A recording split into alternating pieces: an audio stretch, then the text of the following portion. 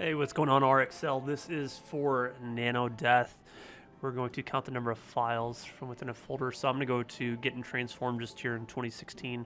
From File, from Folder. Folder path, I'm just going to choose anything random here that I can kind of find on my desktop. INATC, it's not about cell video. It's the winner.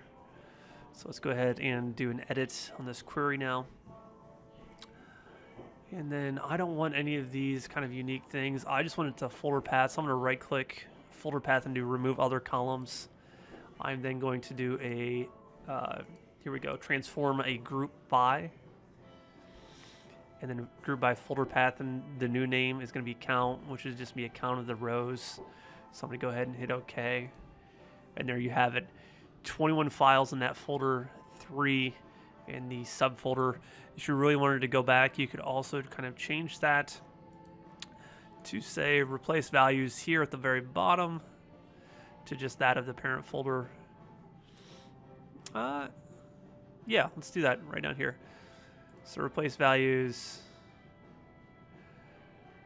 value defined, anything with images.